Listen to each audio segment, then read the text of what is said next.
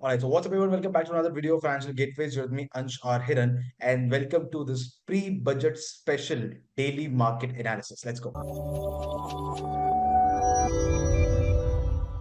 Daily market analysis ऐसी series जहां पर हम हर रोज आकर निफ्टी और बैंक निफ्टी का एनालिसिस करते हैं, अलग अलग लेवल्स निकालते हैं, एडवांस प्रिडिक्शंस करते हैं मार्केट के बारे में। और ये थोड़ा स्पेशल होने वाला है। आज हम बात करने वाले हैं बजट के बारे में, क्योंकि परसों यानी 1 फरवरी को हमारा जो इंटरिम बजट है वो आने वाला है, और उसका मार्केट पे क्या इंपैक्ट होगा, उससे पहले आपको कौन सी पोजीशन रखनी है, उसके बाद आपको क्या करना है, इन सब के बारे में आज के सेशन में हम बात करने वाले हैं। और इसी के साथ साथ कौन सी स्ट्रैटेजी आपको यूज करनी होगी मार्केट में ट्रेड करने के लिए कल और परसों, उसकी भी आज हम बात करने वाले हैं। So stay tuned. अब अगर सबसे पहले इस बजट को, इंटरिम बजट को हम समझ लें, तो सबसे पहली बात तो ये है कि कोई बहुत बड़े फैसले जो है मार्केट के बारे में, वो इस बजट में आना थोड़ा मुश्किल है। मतलब कोई, क्योंकि छोटे से ड्यूरेशन का एक बजट है, को नॉर्मल जो डे टू डे जो गवर्नमेंट का काम चलता है उसी के अंदर जो पैसा अलोकेट होना है वो इस बजट के अंदर दिखाया जाएगा, क्योंकि इलेक्शन के बाद फिर से नया बजट, बड़ा बजट बनेगा।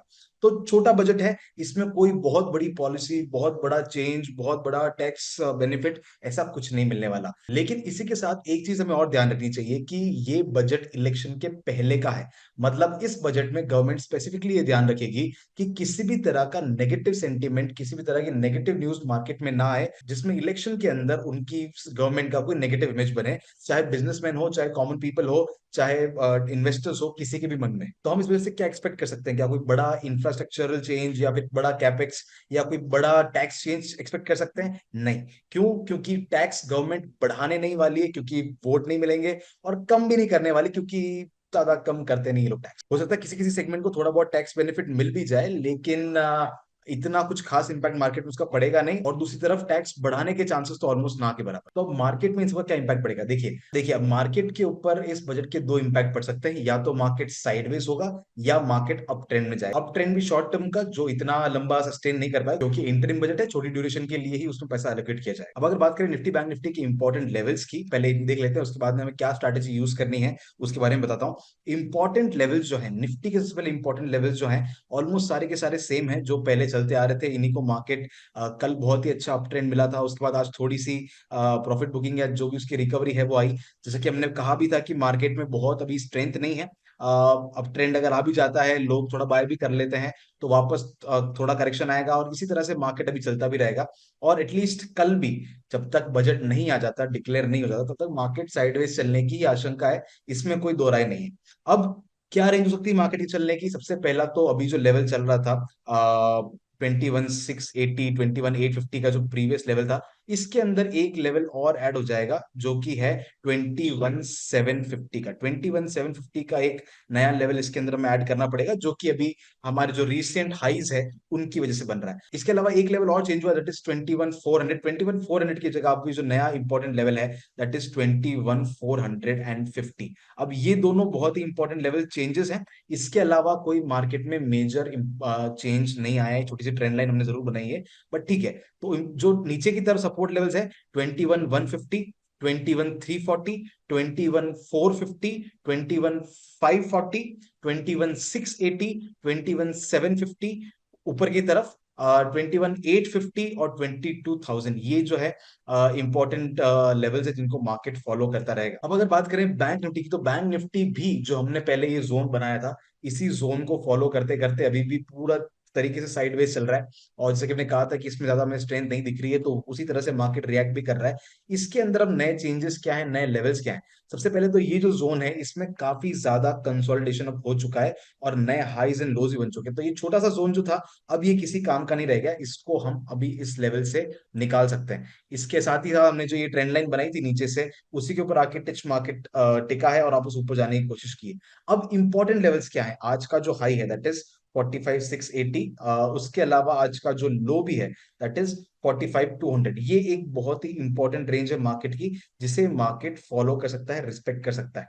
Okay, I will just remove all the drawings. इसी के साथ साथ इंपॉर्टेंट जोन जो है, अब ये लेवल बन गया है, दैट इज 45,120 से 45,200 का जो जोन है, ये एक important support zone of market के लिए बन गया है। ऊपर की तरफ 45,680, 46,000, और ये वाला जो ऊपर का जोन है 46,000 से 46,150 का, ये तो अभी भी इंटैक्ट है, अभी भी बहुत ज्यादा इंपॉर्टेंट है। अब आपको कल और परसों करना क्या है, देखिए स्टॉक स्पेसिफिक मूवमेंट जिसमें भी आएगा, सेक्टर स्पेसिफिक जिसमें भी मूवमेंट आएगा, उसके बारे में तो बजट आने के बाद ही पता चलेगा, अभी हम कुछ बता नहीं सकते। जो लोग प्रिडिक्शंस वगैरह कर भी रहे हैं वो भी आगे आके चेंज करेंगे। सो इंस्टेड ऑफ प्रिडिक्टिंग हम वेट कर सकते हैं एक दिन में, अगर बड़ा मूव आएगा तो एक दिन की डिले से कोई फर्क नहीं पड़ेगा। जब हम बात करते हैं निफ्टी बैंक निफ्टी की, तो इसमें आपको अलग अलग तरीके से ट्रेड करना। अब इन दोनों के अंदर ट्रेड करने की स्ट्रैटेजी क्या होगी, सबसे पहले बात करते हैं बैंक निफ्टी की। बैंक निफ्टी की एक्सपायरी वेंसडे को होती है और बजट हमारा आ रहा है थर्सडे को। तो अगर इसमें हमने किसी भी तरह की पोजीशन पहले बना के रखी और उसके बाद हमने मूवमेंट का फायदा उठाया, मूवमेंट नहीं हुआ, तो बहुत बड़ा लॉस हमें हो सकता है। तो बैंक निफ्टी के अंदर हमारी जो स्ट्रैटेजी रहेगी दैट विल बी शॉर्ट स्ट्रैटल। आप हायर लेवल के ऊपर कॉल सेल करेंगे, लोअर लेवल के ऊपर पुट सेल करेंगे। क्यों? क्योंकि जब भी इस तरह के इवेंट होते हैं तो मार्केट में वॉलिटिलिटी बढ़ती है, उसकी वजह से आपके प्रीमियम बढ़े हुए होंगे। और क्योंकि वेंसडे को एक्सपायर हुए हैं और अगले हफ्ते के कॉन्ट्रैक्ट बहुत ज्यादा एक्सपेंसिव होंगे, तो उस दिन क्योंकि वॉलिटिलिटी हाई है और ज्यादा एक्सपेंसिव रेट में आपको मिलेंगे। और आप थर्सडे के दिन सुबह एक स्ट्रैडल बना सकते हैं, और स्ट्रैडल बनाने के बाद जब तक वो बजट चलता रहेगा तब तक उसकी वॉलिटिलिटी खत्म होती रहेगी, तब तक उसके अंदर क्लैरिटी आती रहेगी। तो वो जो स्ट्रैडल है उसके अंदर आपको पैसा मिलने लगे। तो एक तरफ तो आपको वॉलिटिलिटी कम होने का फायदा होगा, दूसरी तरफ क्योंकि मार्केट ज्यादातर बैंक निफ्टी हमारे अकॉर्डिंग साइडवेज ही रहने वाला है, क्योंकि बैंकिंग सेक्टर में कोई बड़ी स्कीम अभी नहीं आने वाली है।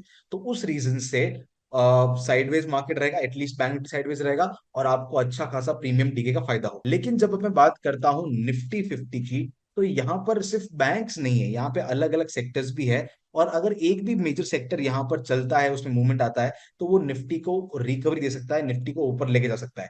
साथ ही साथ थर्सडे के दिन वीकली एक्सपायरी होती है निफ्टी की। तो जो भी आपको ऑप्शन कॉन्ट्रैक्ट्स मिलेंगे वो बहुत ही अच्छे मिल सकते हैं, बहुत ही अच्छे प्राइस पे मिल सकते हैं, बहुत ही छोटे स्टॉप लॉस के साथ मिल सकते हैं।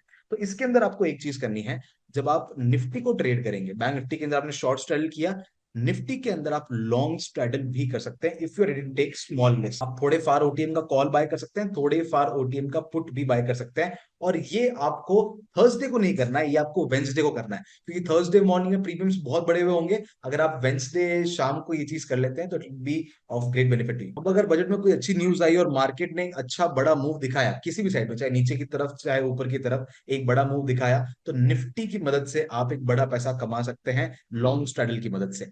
और अगर मार्केट साइडवेज रहा तो शॉर्ट स्ट्रैडल में बैंक निफ्टी में आपका अच्छा खासा पैसा बन जाएगा। And this is going to be the ideal way of trading Nifty and bank Nifty. Nifty की पोजीशन आपको बनानी है कल, और बैंक निफ्टी की आप बनाएंगे परसों सुबह। सो ये था मेरा बजट स्पेशल। लेकिन आपको एक चीज ध्यान रखनी की, जब हम शॉर्ट स्ट्रैडल, इस तरह की स्ट्रैटेजीज को, क्लासिकल स्ट्रैटेजीज को शॉर्ट करने की, हेज स्ट्रैटेजीज को यूज करते हैं, तो वहां पर आपके लॉस होने के चांसेस एटलीस्ट शॉर्ट वाली स्ट्रैटेजीज के अंदर काफी ज्यादा बढ़ जाते हैं। बहुत ध्यान से proper stop loss, proper risk management के साथ ट्रेड करना पड़ता है।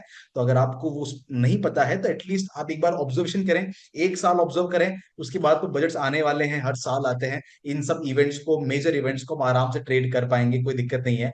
लेकिन अगर आपको कुछ नया सीखने मिल रहा है, कैसे इन इवेंट्स को ट्रेड करते हैं, कैसे अलग अलग तरह से एक्सपायरीज को चेक करके अपनी स्ट्रैटेजीज बदलते हैं अलग अलग एसेट क्लासेस के लिए, तो let me know what you think about it. और मैं मिलता हूं आपसे अगले वीडियो में। Till then keep learning and keep trading and all the best for budget trading.